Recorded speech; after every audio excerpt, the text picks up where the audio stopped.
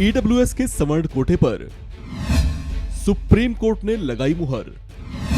फैसले से झूम उठा सवर्ण गरीब तबका। क्या गुजरात हिमाचल चुनाव में इससे बीजेपी को मिलेगा फायदा? सोमवार को सुप्रीम कोर्ट ने वो बड़ा फैसला सुनाया जिसका इंतजार किया जा रहा था। खास तौर से समाज का सवर्ण गरीब तबका फिंगर क्रॉस किए हुए फैसला पक्ष में आने की राह देख रहा था। फैसला आया और इनके हक में आया, जिसके बाद इनकी खुशी का ठिकाना नहीं रहा।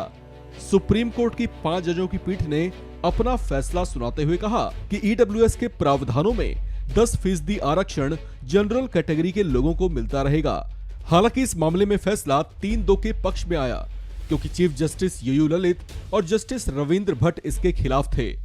खैर, इस पर फैसला आ चुका है और ईडब्ल्यूएस आरक्षण व्यवस्था के प्रावधानों के तहत सामान्य वर्ग के गरीबों को 10% आरक्षण का लाभ मिलता रहेगा।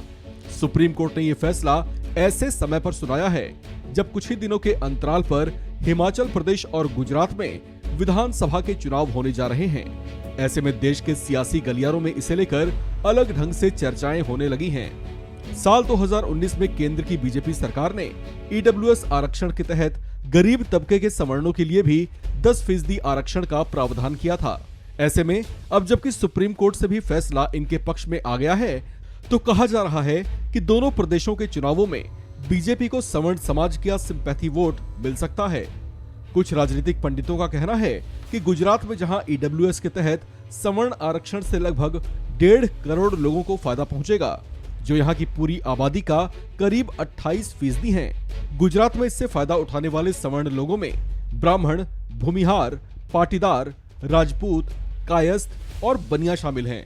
गुजरात में उच्च जातियों की कुल आबादी लगभग 11% है, जिनका संगठित होना या किसी एक दल के पक्ष में सहानुभूति जताना चुनाव में हार जीत का बड़ा अंतर पैदा कर सकता है। वहीं अगर हिमाचल प्रदेश की बात करें तो यहाँ पर 32.5% राजपूत जबकि 18% ब्राह्मण हैं। इनके अलावा अन्य सवर्ण वर्ग भी शामिल हैं। ऐसे में इनका किसी के पक्ष में संगठित होना बहुत कुछ बना बिगाड़ सकता है।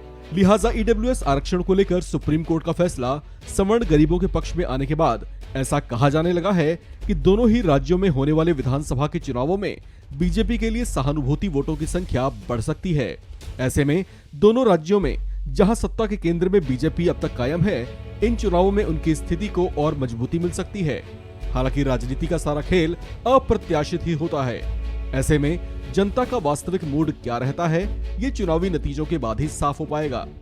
इस खबर में फिलहाल इतना ही। बाकी अपडेट्स के लिए बने रहिए वन इंडिया हिंदी के साथ।